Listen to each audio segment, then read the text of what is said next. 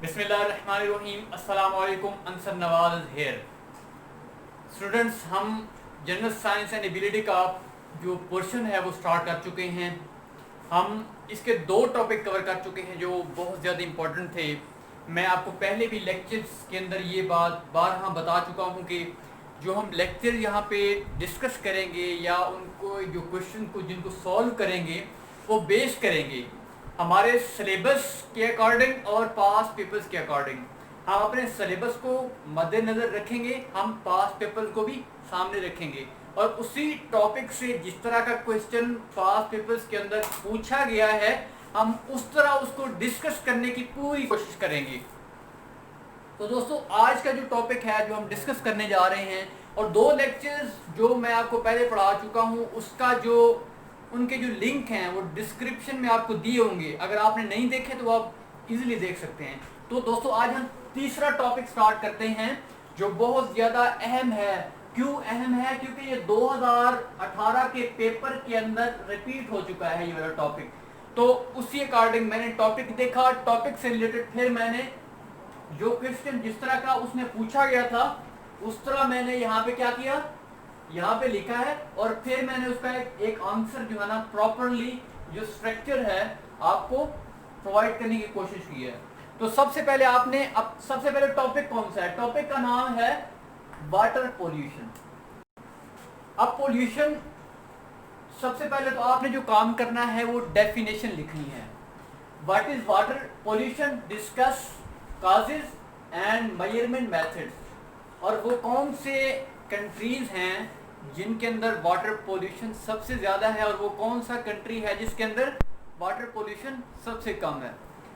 अब हम इसको लास्ट में डिस्कस करेंगे, लेकिन सबसे पहले हम टॉपिक जो डिस्कस करने जा रहे हैं वो है वाटर पोल्यूशन। अब वाटर पोल्यूशन के सबसे पहले हम डेफिनेशन डिस्कस करते हैं। देखें, कंटामिनेशन ऑफ वाटर, जो हमारा जो वाटर की बॉडीज़ हैं उनके अंदर जब कंटामिनेशन होती है तो वो जो बॉडीज़ हैं वो कौन कौन सी हैं, हम बॉडीज़ को डिस्कस करते हैं। एक लेक है, लेक्स, ओशंस, ग्राउंड वाटर्स, ये हैं हमारी water bodies. Contamination of water bodies by human activities, जो इंसान एक्टिविटीज करता है अपनी डेली लाइफ के अंदर से क्या होता है, पानी क्या हो रहा है, कंटामिनेट हो रहा है। अब दूसरी डेफिनेशन क्या है इसकी, modification in the physical, chemical और biological properties of water having detrimental effect, consequences या effect on living organism. Detrimental effects, मतलब नुकसानदायक जो इफेक्ट्स हैं वो किस पे शो करते हैं, लिविंग ऑर्गेनिज्म के अंदर। सबसे पहले आपने ये दोनों डेफिनेशन जो आपको इनमें से अच्छी लगे आप वो इसमें से पिक कर लें या दोनों भी लिख सकते हैं आप। अब है आगे कॉजेज ऑफ वाटर पोल्यूशन। अब देखो, जो आपने यहाँ पे काम करना है जो मैंने आपके लिए छोड़ा है या आपके लिए असाइनमेंट है, अब ये जितनी भी काजेज हैं, जितनी भी वजूहात हैं वाटर पोल्यूशन की, उसमें इन्फेक्शियस जो है ना एजेंट्स हैं, ऑर्गेनिक हैं, इनऑर्गेनिक केमिकल्स हैं, इसके अलावा जो है ना रेडियो एक्टिव मटेरियल्स हैं, इंडस्ट्रियल वेस्ट हैं। ये इसकी मतलब काफ़ी ज़्यादा काजेज हैं, लेकिन हमने यहाँ पे 5 डिस्कस किए हैं। आप 6 भी लिख सकते हैं, 7 भी लिख सकते हैं, 8 भी लिख सकते हैं। बाकी आप इंटरनेट के थ्रू आप ले सकते हैं अगर आप चाहते हैं कि आपका जो आंसर हो काफ़ी लेंथी बने, लेकिन आधा घंटा होता है, आधे घंटे में इतना लिखा जाता है। तो ये है आगे जो हम पहले इसकी जो डिस्कस करने जा रहे हैं, इन्फेक्शियस एजेंट। इन्फेक्शियस एजेंट क्या होते हैं? Bacteria, viruses, human and animal waste, ये है इन्फेक्शियस एजेंट जो इसकी पहली कॉज है। दूसरी क्या है? इनऑर्गेनिक केमिकल्स, जैसे एसिड्स है, कंपाउंड्स ऑफ टॉक्सिक मेटल्स। क्या है? टॉक्सिक मेटल्स, मतलब जो जहरीली धातें होती हैं वो भी क्या है, इसकी वाटर पोल्यूशन की एक वजह है। वो किस में आती है? इनऑर्गेनिक केमिकल्स के अंदर। अब आगे है ऑर्गेनिक केमिकल्स। क्या है? ऑर्गेनिक केमिकल्स भी क्या है, एक बहुत बड़ी वजह है किसकी, वाटर की पोल्यूशन की। अब गैसोलीन आता है इसके अंदर, पेस्टिसाइड आता है और प्लास्टिक्स आता है। तो दोस्तों, ये है काजेज। अगर हम इसी के साथ ही इफेक्ट्स भी अगर हम डिस्कस करें, हो सकता है कि अगली दफ़ा जो पेपर है वो इफेक्ट्स भी पूछे जाए। तो इफेक्ट्स देखो, पहली बात तो ये है जो इन्फेक्शियस एजेंट्स हैं इन्फेक्शियस एजेंट्स वो ये हैं। अब इन्हीं इसकी वजह से कौन कौन सी जो इफेक्ट्स हैं वो आ सकते हैं? Spread of various diseases. पहला क्या है? ये बीमारियां क्या हो सकती हैं? फैल सकती हैं किसके थ्रू? इन्फेक्शियस एजेंट्स के थ्रू। अगली क्या है effect? Skin cancer, lowering of crop yield, death. Aquatic life किसे कहते हैं? इक्वेटिक लाइफ वो होती है समुद्रों के अंदर, दरियाओं के अंदर, लेक्स के अंदर जो लिविंग ऑर्गेनिजम्स रहते हैं उनको हम क्या कहते हैं? Aquatic life. आगे है chemical, organic chemicals, gasoline, pesticide और प्लास्टिक्स वगैरह। अब ऑर्गेनिक क्या होते हैं? जिसमें कार्बन पाया जाता है। तो ये ऑर्गेनिक क्या है? एक कम्प्लेक्स किस्म का इनका स्ट्रक्चर होता है, गैसोलीन का, पेस्टिसाइड का और प्लास्टिक्स का। अब इसके इफेक्ट क्या होते हैं? कैंसर हो सकता है इसकी वजह से, डैमेज, नर्वस सिस्टम हमारा जो है वो डैमेज हो सकता है। आगे क्या है? रेडियो एक्टिव मटेरियल, जो चौथी काज है इसकी, रेडियो एक्टिव मटेरियल। अब रेडियो एक्टिव मटेरियल में क्या आ सकता है? आयोडीन आ सकता है, यूरेनियम और न्यूक्लियर पावर प्लांट्स। मतलब ये वजह बनते हैं किसकी? वाटर की, पोल्यूशन की। अब इसका इफेक्ट क्या होता है? जेनेटिक म्यूटेशन हो सकती है, कैंसर हो सकता है। क्या हो सकती है? जेनेटिक म्यूटेशन और कैंसर। अगली जो हमारी कॉज है वो है इंडस्ट्रियल वेस्ट। लेदर की फैक्ट्री हो सकती है, फर्टिलाइजर की हो सकती है और ऑयल रिफाइनरी हो सकती है, थर्मल पावर स्टेशन हो सकता है, कोई कपड़े की फैक्ट्री हो सकती है।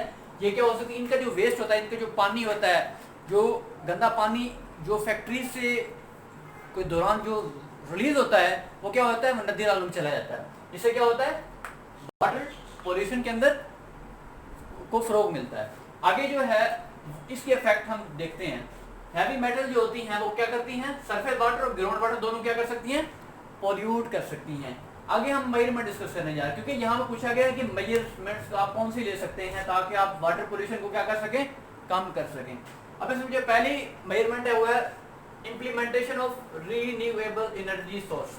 अब देखो दो तरह के सोर्सेज होते हैं एनर्जी के, एक रीन्यूएबल एनर्जी रिसोर्सेज और दूसरे non renewable energy resources. Non renewable energy resources वो हो सकते हैं जैसे पेट्रोलियम है, गैस है, क्योंकि ये जमीन से निकल रहे हैं, खत्म हो रहे हैं, मतलब ये कभी ना कभी खत्म हो जाएंगे।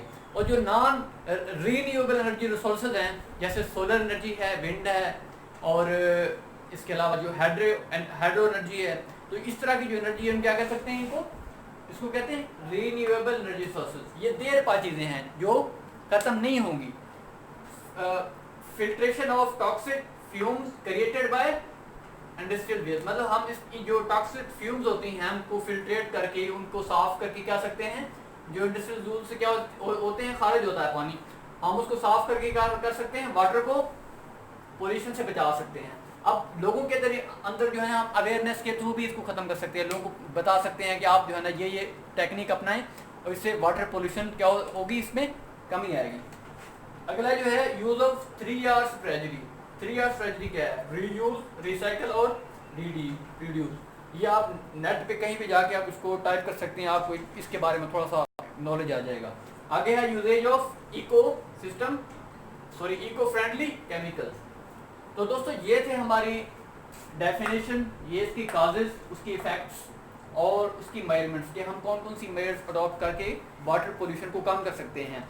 तो आखिरी जो हमारा क्वेश्चन है कि वो कौन से दो कंट्रीज हैं जिनके अंदर जो हाईएस्ट वाटर पोल्यूशन है और एक वो कौन सा कंट्री है जिसमें लोएस्ट जो है ना वाटर पोल्यूशन है। पहला है जो है जिसमें हाईएस्ट है वो इंडिया है। कौन सा मुल्क है वो? इंडिया।